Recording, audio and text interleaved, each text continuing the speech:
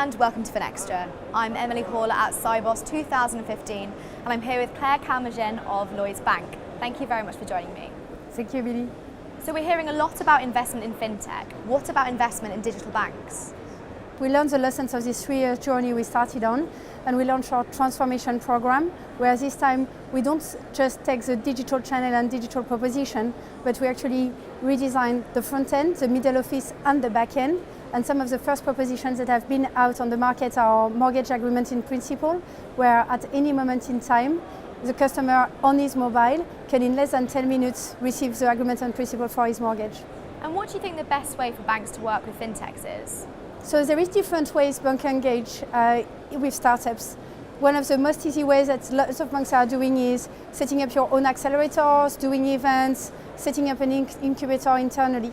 And in this field, Lloyds is monitoring the market, and we did our partnership with Startup Bootcamp, where it's already the second one. So we did Startup Bootcamp Fintech and Startup Bootcamp Insurance starting next year, where we are able to exchange with the community, with the startup, and put them in touch with the best experts of our company.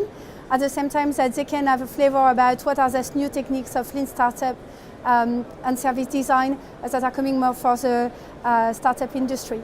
That's one of the things we did. We also did our partnership with Innovate Finance, where we are contributing to promote London as a fintech capital.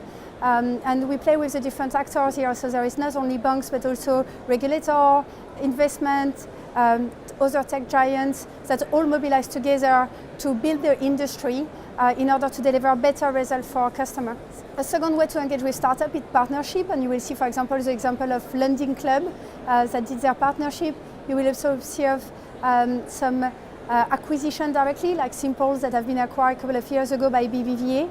And the last way to engage with fintech, between fintech and banks, are investment, and you have seen a lot of corporate venture funds that have started to happen across the world. And what key discussion points have you seen at Sibos this year, and where do you think the trends will go next? So what I've seen in Sibos is first the InnoTribe sessions, which talk about the future of financial services. We're standing room only, and like there was definitely even people watching outside the room, and there is definitely more and more interest of the industry for fintech, and this is also something I've felt across our own organization, where minds are changing and going more and more to look what's next. So what we've seen 2 years ago, it was the rise of payments. Last year was loan and peer-to-peer lending. This year is probably the rise of robot advice and blockchain. Next year we're probably going to see insurance coming more and more strongly. And the year after probably more turning into data trends and corporate banking. That's wonderful, Claire. Thank you very much. Thanks.